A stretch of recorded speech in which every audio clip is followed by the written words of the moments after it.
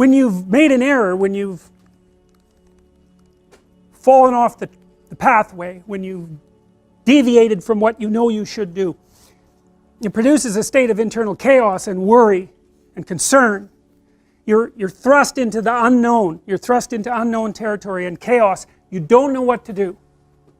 And that's often symbolized by the encounter with a monster, like a dragon, or something that lives under the water. And I think the reason for that is, as far as I've been able to tell, is that human beings, because we've been prey animals for forever, in our battle with carnivorous lizards, for example, and alligators, and even dinosaurs, because there were dinosaurs around at the time of our most distant ancestors. And there was even a cat at one point that was adapted with teeth to pierce human skulls. So it had a head that was exactly shaped to grab you here and put a tooth through the back of your skull. So like, we've come through some rough times, man, and we have a system in our mind that's a threat predator detection system.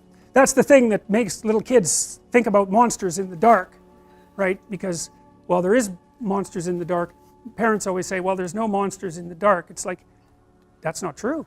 The dark is full of monsters. There might not be any in your room right at that moment, but that doesn't mean there aren't monsters in the dark.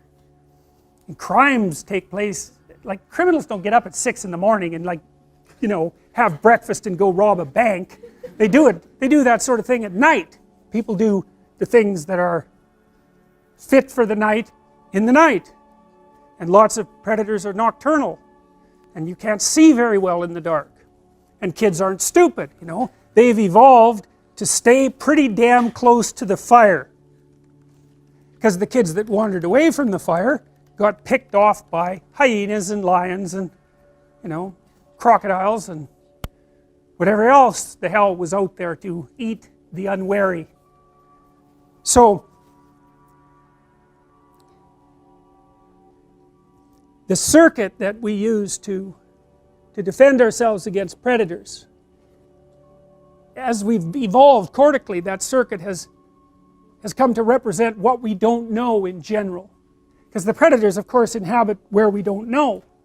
And so evolution is a conservative force, and we use the circuits that we've evolved to represent new things. And so the unknown, the chaos, is often represented by a monster that swallows you up and pulls you down. And you know, when you're feeling terrible, you don't say, well, I'm feeling up. You say, I'm feeling down. Well, why is that? Well, down is worse. I guess you're flat on the ground when you're down, or you're in a hole or something like that. You're hiding in a hole. You know, it's down.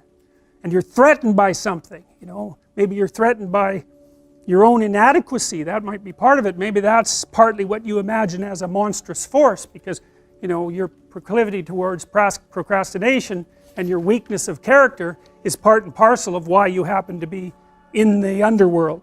And that's the underworld, the mythological underworld. That's where you go when things fall apart.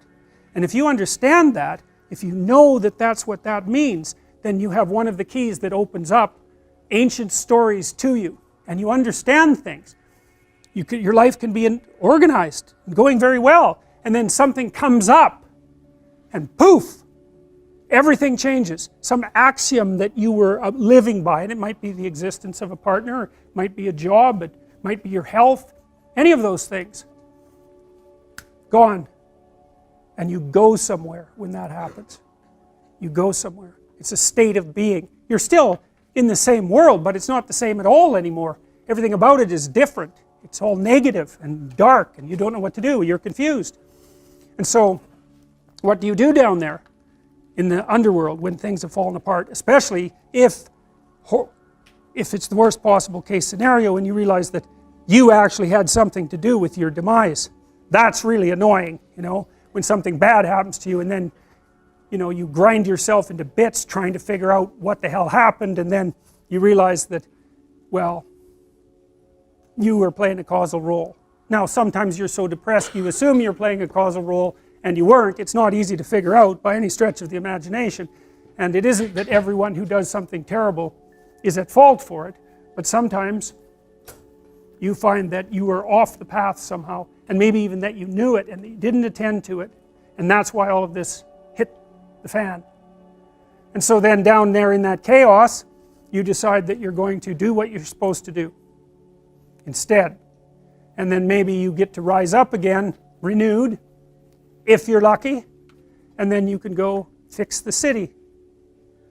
And that's what this story's about.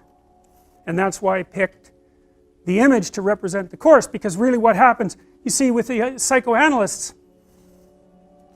the road to health, if you're not doing well, which means that as you act in the world you're not getting what you want, there's something wrong with the match between your presuppositions and your actions, habitual, and the way the world is responding to you. And so it's not turning out for you. And the question is, well, what can you do about that? And one answer might be to examine yourself for presuppositions and action patterns that are not serving you well, and to find out what they are and what to do about them. And maybe some of that is, maybe you're not moving forward because of fear, and maybe that fear is grounded in terrible experiences that you had in the past that you've never been able to understand. And maybe one of the ways of gluing yourself back together and expanding your personality so that you could in fact live properly in the world is to go back to those terrible events and untie them and straighten them out and understand them and drop them. And that's what psychotherapy is about in large part. Psychoanalytic, behavioral, doesn't matter. What are you afraid of? What are you avoiding? What are you failing to develop? Maybe from fear, maybe from avoidance, God only knows, maybe from disgust. How can you get over it? How can you reclaim those parts of yourself?